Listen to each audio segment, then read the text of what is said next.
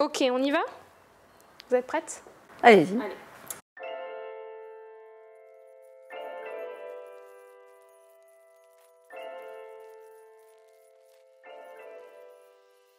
José Massy, où êtes-vous née? Alors, je suis née à Lyon. À Lyon? À Lyon, dans le 3e. Alors, c'est vrai qu'on pourrait dire que je ne suis pas toulonnaise, mais je suis arrivée, j'avais 6 mois. Alors, est-ce qu'être toulonnais, c'est être né à Toulon? Ou est-ce que c'est vivre à Toulon depuis si longtemps? Est-ce que vous vous sentez toulonnaise? Oui, tout à fait. Comment ça se fait que vous êtes arrivée à 6 mois ici? Alors moi, vous savez, mon père était dans la police. Alors je suis la dernière d'une famille de 6 enfants. Il se trouve que mon frère avait de l'asthme. Et donc le médecin a conseillé à mes parents de venir dans une région un peu plus ensoleillée. Voilà. Mon père était dans la police, il a eu sa mutation et il est arrivé sur Toulon. Vous étiez 6 enfants? Oui. Combien de frères, combien de sœurs? 3 filles et 3 garçons. On aime la parité, vous savez. On a toujours eu la parité. On a toujours aimé la parité dans la famille. Donc un papa policier? Un papa policier, une maman au foyer. Et donc vous avez fait les écoles d'ici? Vous êtes allée dans quelle école? Alors moi j'ai fait l'école publique. Alors j'ai commencé au Pont du Las, à l'école élémentaire au Pont du Las. Et puis comme j'habitais les HLM de Bois-Rencontre, l'école Sandro a été construite. Et donc j'ai rejoint l'école Charles Sandro et après Bonaparte. Et vous avez fait des études? Alors j'ai fait des études, oui, puisque j'ai fait maths sup, maths spé. Je suis professeure de mathématiques. Vous êtes une matheuse? Je suis une matheuse. Toujours aujourd'hui? Toujours aujourd'hui, et j'aime les chiffres, voilà. Et je suis très concrète, voilà. Donc, pour moi, c'est blanc ou noir, voilà. Tout est blanc ou noir? Bon, il y a des fois gris clair et gris foncé, voilà. Mais bon, je pense qu'à chaque problème, il y a une solution. Ça, c'est ce qu'on m'a appris en maths. À chaque problème, il y a une solution, et vous êtes une femme très rationnelle, cartésienne? Cartésienne, plutôt.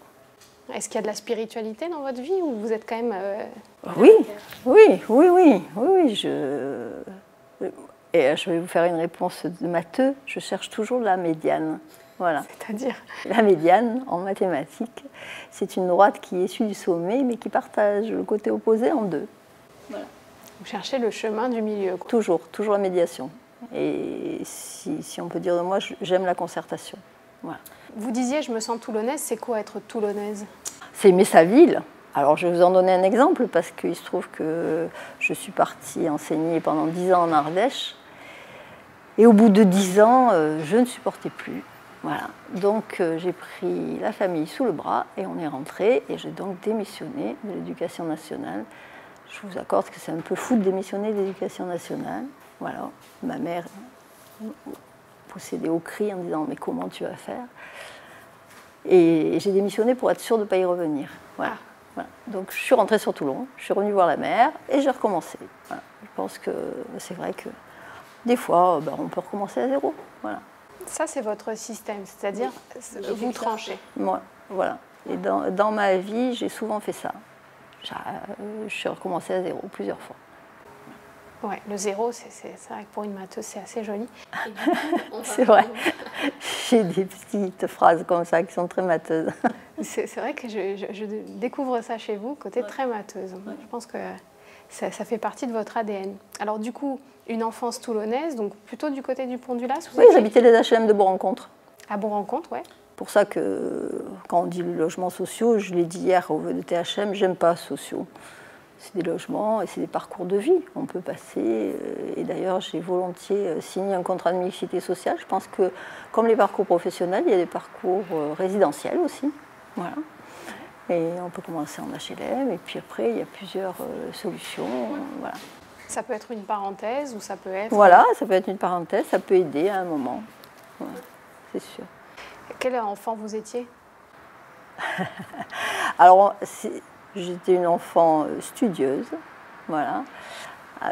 Vous imaginez bien que dans une famille de 6 enfants, ma mère nous menait au doigt et à l'œil, voilà. Donc mes frères et sœurs ont fait des grandes études aussi. J'ai une sœur comme ça qui a été la première ingénieure mécanicien de France, voilà. Chapeau. Voilà, donc ma mère croyait en l'école et je crois encore à l'éducation et je crois en l'école. Tout est possible. L'école permet encore d'atteindre tous les possibles. L'école permet toujours d'atteindre les possibles. Et on peut recommencer sa scolarité tard. Moi, j'ai des exemples, après, dans ma vie, dans ma vie professionnelle, et même en mairie, hein, puisque j'ai une secrétaire à qui je lui ai dit c'est jamais trop tard, et qui aujourd'hui, je suis plutôt satisfaite, est psychologue. Voilà. Donc tout est possible, et quel que soit l'âge. Si on y met un peu de bonne volonté, et voilà, un peu de sacrifice aussi. Hein. Voilà. Mais c'est possible. Qu'est-ce qu'ils ont fait alors vos frères et sœurs? Vous avez une sœur qui était Alors j'ai une sœur qui était, alors à l'époque elle était enseignante elle plutôt la couture. J'ai eu un frère qui était pilote de chasse, un frère, donc une sœur qui était, puisque c'était un garçon, une fille, hein. Une sœur donc qui était ingénieur mécanicien. J'ai un frère qui travaillait dans le Trésor, qui était huissier de justice, et un autre frère qui était mécanicien pilote. Ouais. Et moi. C'est des métiers de service. Voilà, d'être utile. Ouais. C'est normal, on avait un père qui était au service de la nation, donc on a été élevé un peu avec ses valeurs. C'est ça qu'ils vous ont transmis, vos parents? Oui. Oui. Que vous retenez d'eux, c'est le sens du service? Oui, les valeurs, puis être honnête, loyal. Honnête, loyal, oui. Et ils incarnaient ça, vos parents? Oui, tout à fait. Oui, tout à fait. C'était peut-être une ancienne génération, rien n'était acquis, si vous voulez. Moi, je dis souvent que maintenant, les enfants, alors je vais paraphraser, on leur donne avant qu'ils aient envie. C'est important, ça, l'envie, attendre. Et je dis ça, mais je fais pareil à mes enfants. Hein. J'ai souvent donné avant qu'ils aient envie de quelque chose. Mais c'est une autre génération. Vous avez eu 3 enfants? Moi, j'ai eu 3 enfants. Chapeau. Comment on fait? Mais non, moi, je trouve pas que c'était difficile. Hein. C'est vrai, j'avais un métier plus 3 enfants. Alors, j'avoue que j'étais dans l'enseignement et que c'est quand même, on a un peu plus de temps que j'étais pas à la mine. Hein. Oui, j'ai eu 3 enfants, c'est très bien. J'ai cotisé pour la retraite. Et j'ai une retraite aujourd'hui, une retraite plutôt active. Alors, on va parler de ce parcours professionnel. Donc, vous avez un diplôme en mathématiques, vous devenez enseignant, vous intégrez... Oui, je fais 10 ans d'enseignement. Et donc là, on est en quelle année quand justement, après 10 ans d'enseignement? Alors, 10 ans d'enseignement, très bien pour élever des enfants, c'est parfait. Vous les avez fait, les enfants, sur ces 10 ans? Voilà, tous les 3 sur ces, voilà, puisque mon fils est né en 75 et ma dernière fille est née en 85. Voilà, 10 ans pour élever les enfants, à la campagne, l'Ardèche, c'est super. Ouais. Et puis quand mon fils devait rentrer en 6e, et il aurait fallu peut-être le mettre en pension, donc on a pris les enfants sur les bras et on est rentré à Toulon. Voilà. Et on a recommencé à zéro. Et votre mari, il était d'ici? Mon mari était reporter photographe, donc il bougeait beaucoup, ça ne changeait pas beaucoup qu'il soit à Toulon ou en Ardèche. Voilà. Et c'est vrai qu'il bougeait beaucoup en Ardèche, c'est que je me trouvais souvent seule. Et j'ai dit on va rentrer. Et on est rentré. Voilà. Ici, vous avez retrouvé la... Alors ici, pour vous dire vraiment que je suis partie à zéro, j'ai recommencé à faire les vendanges. On est arrivé en août, j'ai refait les vendanges et après j'ai retravaillé un petit peu dans l'enseignement, et cette fois-ci dans l'enseignement privé, mais 3 mois, et j'ai compris que l'enseignement, c'était plus pour moi, plus dans cette manière. Et donc j'ai travaillé sur les Greta et sur les personnes en insertion. J'ai toujours un peu eu cette fibre sociale. Donc j'ai travaillé au Greta de la Seine avec des personnes en reconversion. Je travaillais sur les chantiers, sur la reconversion des personnels chantiers, sur la base de Saint-Mandrier avec les militaires. Voilà. Et ça m'a passionnée. Être utile, c'est important. Voilà. Je travaillais sur les jeunes de la cité Berthe. Voilà. Donc j'ai refait un peu de l'enseignement.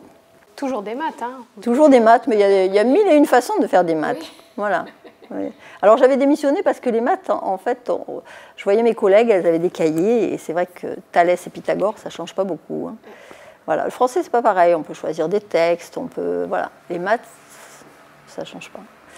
Et là, par contre, quand j'ai travaillé sur Berthe avec les jeunes en reconversion, j'ai fait des maths autrement, plus pratiques, plus sur terrain. Leur dire que Pythagore, ça ne s'appelle pas Pythagore, mais c'est la règle des 3, 4, 5 dans le bâtiment. Vous voyez, et des choses concrètes. Et puis on a fait plein de choses. Franchement, c'est une époque où je me suis régalée. Donc là, c'est la deuxième moitié des années 80? Là, on est rentré à Toulon donc, en 87 exactement. Et j'ai travaillé comme ça jusqu'en 95.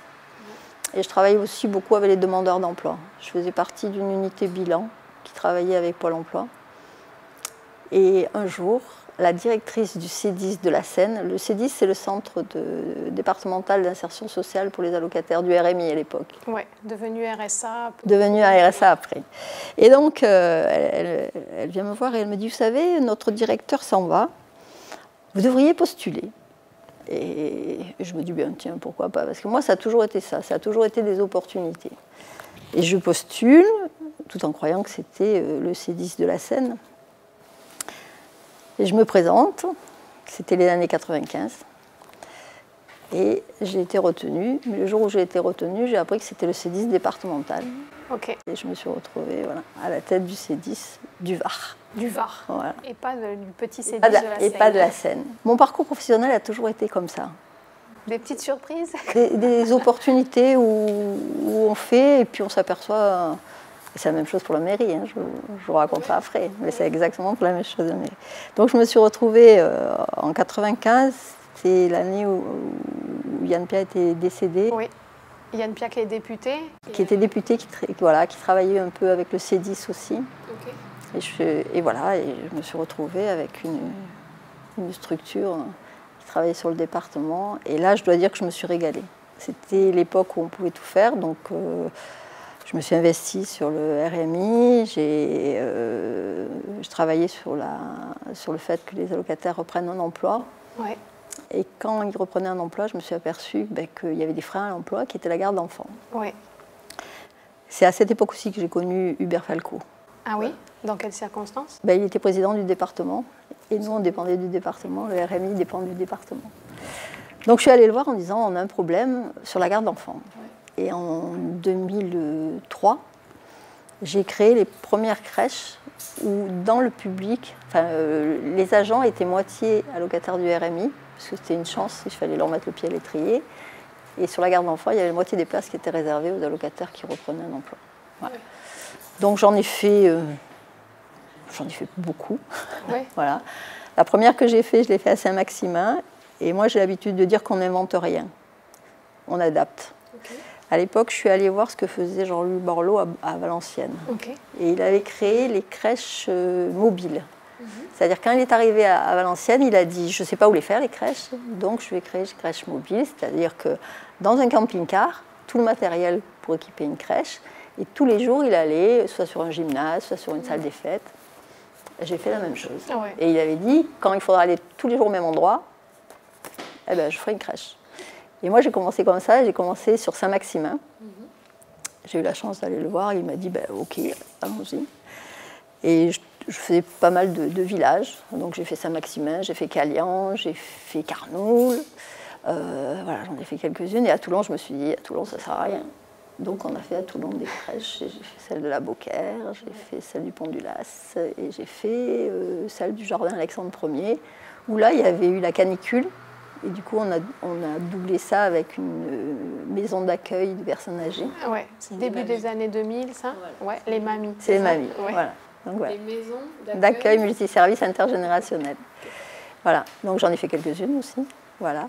Et puis, j'ai jamais eu la volonté, si vous voulez, de diriger une multinationale.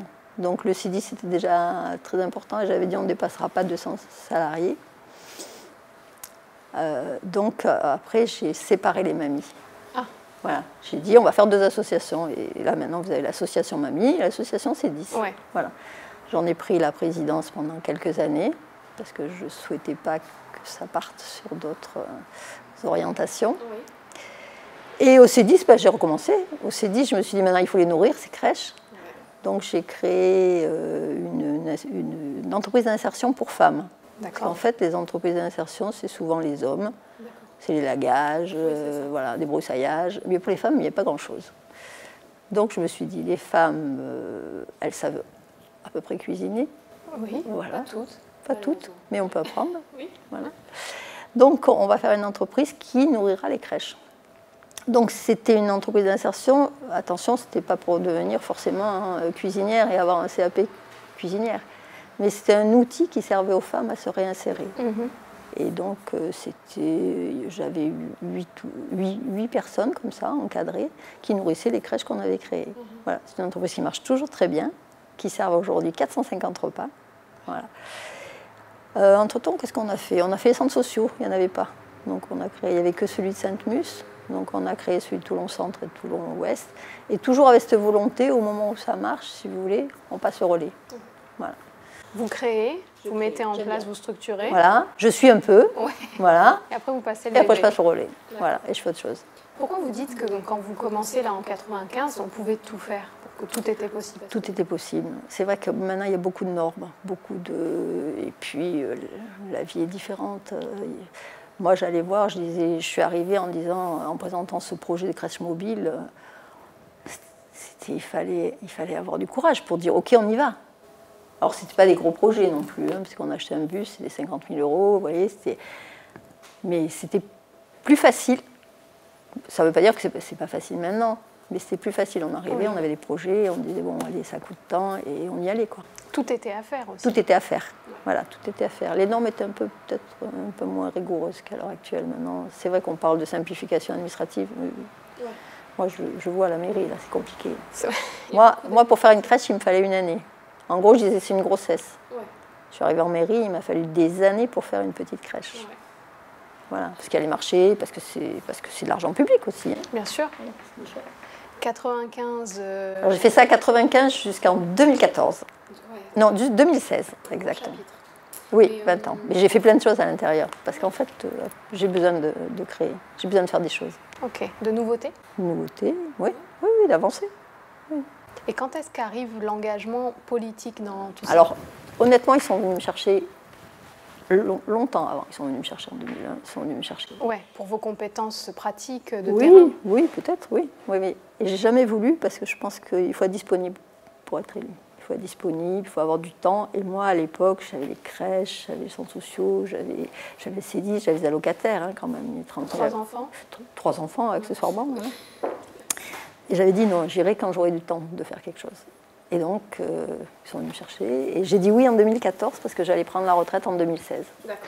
Et je me suis dit, je ne me vois pas assise sur ma terrasse à tricoter. C'est pas mon genre, vous avez peut-être remarqué, je suis un peu hyperactive. Voilà. Et donc, j'ai dit oui en 2014 et je suis rentrée sur la liste 12e adjoint à la petite enfance, bien sûr, puisque c'est des compétences quand même que j'avais acquises, même si je n'ai pas de formation dans la petite enfance. Voilà, donc j'ai fait un mandat, petite enfance. Et aux élections de 2020, en plus de la petite enfance, on a donné l'éducation et les ressources humaines. Ouais. Me voilà donc 2e adjointe. Et en 2022, je crois qu'il y a des législatives. Ouais. Et Yannick Chenevard, premier adjoint, est élu député. Et de 2e, je monte première. C'était en juillet 2022. Et déjà, c'était lourd. Vous saviez à quoi vous vous engagiez en devenant première adjointe? Oui, première adjointe, on n'est pas maire. Ouais. On est premier adjoint. Voilà. Donc vous étiez relax. Moi, j'étais relax, oui. J'étais relax, enfin. C'est déjà difficile, premier adjoint. Hein. Oui, bien sûr. Relax, j'ai toutes les ressources humaines. Mais j'étais relativement relax. Relativement. Sauf que entre juillet et avril, le 14 avril, je me suis retrouvée maire. 14 avril, vous retrouvez? C'est le tsunami. C'est un tsunami? Tsunami. Pourquoi? Je ne suis pas quelqu'un qui se met en avant. J'aime les dossiers, j'aime travailler, j'aime l'ombre, voilà. Et là, c'est la lumière. Et vous voyez, souvent elle m'éblouit la lumière. Donc voilà, je n'étais pas configurée pour ça. J'ai jamais recherché ça. Il y a des personnes qui rêvent toute une vie d'être mère ou autre chose, mais qui s'y préparent. Moi, en 8 mois, je me suis retrouvée mère, vous vous rendez compte? C'est ça qui est un tsunami. C'était pas le projet? Pas du tout. Pas le projet, pas configuré pour. J'ai pas eu le temps de me préparer. Et d'un coup, ça arrive. Voilà. Et on fait. Quand on est première adjointe, vous êtes sensibilisée à ça? C'est-à-dire, bon, alors s'il y a un souci, ne serait-ce qu'un souci temporaire, il faut que... On n'y pense pas. Je vous assure, on n'y pense pas. On n'y pense pas. Et on se dit, connaissant Hubert Falco, moi je disais toujours, il mourra dans son fauteuil. Ouais. On n'y pense pas, on n'envisage même pas une seconde que ça puisse arriver. Jamais. Si j'avais envisagé, je crois que j'aurais refusé d'être première adjointe. Ouais. Non, on n'y pense pas. Et puis on se dit, il reste 3 ans, voilà. Et là, ça vous tombe dessus. Alors je le dis souvent, vous êtes au bord de la piscine, on vous pousse, vous avez 2 solutions. Toujours les maths, vous voyez. Soit vous noyez, soit vous apprenez à nager. Alors, j'ai appris à nager. Je ne vais pas aux Jeux Olympiques, hein. Mais ça va, je ne me noie pas. Donc effectivement, vous prenez l'intérim, ensuite le conseil municipal vous confirme. Voilà, alors je terminez... demande à mes collègues hein, quand même. Ah oui. Parce que je leur ai dit, qu'est-ce qu'on fait? Voilà. Ouais. Et ça, c'est mes collègues qui m'ont dit, bah tu y vas. Hein. Voilà. Eux, ils sont sûrs de vous, ils sont derrière vous. Ah ben personne ne veut y aller. Et personne ne veut y aller. Donc... Personne ne veut y aller, c'est donc pour moi. Hein. Voilà. Comme je n'ai pas l'habitude de fuir mes responsabilités, j'y vais. Pourquoi on ne veut pas aller sur ce type de poste? J'ai pas besoin d'être devant. Je déteste ça. Voilà. C'est pas le travail de maire. Le travail, je le fais volontiers, j'apprends. C'est cette surexposition. C'est la partie publique. C'est la partie publique et je ne suis pas quelqu'un de politique. Ou alors je suis politique, mais au sens vrai du terme politique. La vie de la cité. Je ne suis pas encartée. Voilà. Je ne suis pas de parti politique. Donc ça fait toujours un peu peur quand même. Parce que la vie des politiques est difficile. Ouais. Pourquoi? Bon, vous voyez bien, cette politique politicienne, là, c'est toujours d'une élection à l'autre, on attend déjà, on est déjà en campagne. Moi, ce que j'ai besoin, c'est de faire. Voilà. Je ne suis pas en campagne. Voilà. Et c'est vrai qu'on voit souvent nos opposants, ils sont déjà en campagne. Venez voir un conseil municipal et vous verrez. Ils sont déjà en campagne. Et moi, ce que j'ai besoin, c'est qu'on parle de la ville. Voilà, de qu'est-ce qu'on fait. Voilà, pas des vagues promesses. On sait que ce sera impossible, mais quand même, on promet. Voilà. Donc, moi, je suis là, je fais. Je ne sais pas pour combien de temps je suis là. Mais en tout cas, j'avance. Vous terminez le mandat? Pas forcément. Pas forcément. Potentiellement, un retour d'Hubert Falco, et bien sûr, je laisserai ma place. Je suis quelqu'un de loyal, et voilà. Ça, c'est vos parents qui vous l'ont enseigné? Oui, oui, oui. Quand on dit quelque chose, on fait. Et l'autre, ma mère disait toujours, il faut faire pour faire faire. Il faut montrer l'exemple. Il faut montrer l'exemple, voilà. Vous dites que vous n'êtes pas engagée, dans un parti, vous n'êtes pas une militante. Vous vous êtes engagée surtout aux côtés d'Hubert Falco. C'est la teneur de vos relations? Pour être utile à la ville. Pour votre ville. Quelles sont la teneur de vos relations avec Hubert Falco? Très bonne. C'est un ami. J'ai travaillé avec lui depuis 1995, puisque c'était lui qui était président du département. Donc tout ce que j'ai pu faire aussi, je ne renie pas, il m'a aidé. Il m'en a donné les moyens. C'est un ami. On se voit. Si j'ai besoin d'un conseil, je l'appelle. Par contre, il n'est pas en mairie de Toulon, c'est pas lui qui décide. Ouais. Voilà. Et je tiens à le dire, il ne vient pas en mairie de Toulon. Et alors, on m'a dit, il ne faut plus le dire que je ne suis pas une plante verte, mais j'ai suffisamment de caractère pour dire, voilà, ça c'est, pour le moment, c'est moi qui suis maire, pour le moment, c'est moi qui décide. C'est important pour vous la règle aussi, les règles? Oui, tout à fait. Alors là, oui. Alors oui. Oui. Ah oui, ça c'est sûr. C'est sûr. Moi, je resterai dans la ligne vraiment droite et je m'interroge sur tout ce qui est... je fais très attention à ce que je signe. Voilà. Et je m'interroge sur la légalité. Quand vous avez donc ce fauteuil de maire qui s'offre à vous, est-ce que vous voyez aussi une opportunité d'imprimer votre marque et votre regard? Ou est-ce que vous dites, je mettrai ma patte. Parce que Hubert Falco est mon ami, mais je crois qu'on est très différents. Oui. Voilà. Sur quoi, par exemple? C'est un bâtisseur. Et puis, il a une carrière politique. Il a 52 ans de politique. Moi, j'arrive. Voilà. Donc, moi, comme vous avez vu tout mon parcours, je suis plutôt sociale. Voilà. Je suis sociale, je crois à l'école. Donc, depuis que je suis là, voilà. Hubert Falco avait le sport, avait la culture, avait des grands projets, et on lui doit le centre-ville quand même. Ouais. Il ne faut pas oublier. C'est important. Mais moi, je crois, et c'est vrai que j'ai une phrase que la rectrice m'a un peu piquée maintenant, je dis, l'avenir mesure au moins d'1 mètre. Voilà. Donc, c'est maintenant, c'est à la crèche. C'est à la crèche, c'est aux écoles, c'est maintenant. Ouais. Moi, j'y crois, regardez. Je suis l'exemple parfait d'une gamine de HLM qui finit maire de Toulon. Ouais. Est-ce qu'il y a de la fierté là-dedans? Je ne vais pas vous dire qu'on n'est pas fiers. Je crois que les gens qui m'entourent sont plus fiers que moi. Ouais, comment ils ont pris ils sont contents, hein, c'est sûr. Ma sœur aînée me dit toujours « Ah, si maman savait, voyez ça, voilà. » Mais moi, je ne me dis pas Toulon, c'est ma ville, vous voyez, cette propriété. Ouais. Voilà. c'est notre ville. Voilà. Et je dis, j'enfile le costume de mère, je fais le travail de mère, mais il y a autre chose, il n'y a pas que ça. Oui, bien sûr. Alors du coup, si vos parents ils voyaient ça, qu'est-ce qu'ils diraient selon vous? Ouais, comme ma mère dit qu'elle me dirait qu'elle ne nous a pas trop mal élevés quand même. C'est pas mal. Ouais. Elle ne nous a pas trop mal élevés, on a à peu près réussi, tous autant qu'on est. Et j'espère que mes enfants diront la même chose. Ils sont fiers eux aussi ou... Alors ils étaient très angoissés. Et c'est vrai qu'au moment de prendre le poste, on fait chez nous des conseils de famille. Ah oui. Et je dis que j'ai plus craint le conseil de famille que le conseil municipal. Comment ça se passe un conseil de famille? Il y a un ordre du jour? L'ordre du jour, c'est est-ce que j'accepte d'être mère? Ça a été conditionné par une décision familiale. J'aurais demandé leur avis. Après, je décide. Mais j'aurais demandé mon avis, c'est normal. Ça remet aussi leur vie de manière différente. Voilà. Donc, ils se faisaient beaucoup de soucis pour moi parce que, comme je le disais tout à l'heure, j'ai des heures de vol. Voilà. Quel âge vous avez? J'ai 73 ans. 73 ans. Voilà. Donc ils se sont dit, c'est beaucoup de travail. C'est beaucoup, elle est à la retraite, elle pourrait profiter, voilà, c'est de la pression. Puis ils savent, la politique, c'est quand même un milieu particulier. Comment vous le définiriez? Comment je le définirais? J'ai l'impression que des fois, tous les coups sont permis et qu'on ne respecte pas et qu'on dit n'importe quoi. Voilà.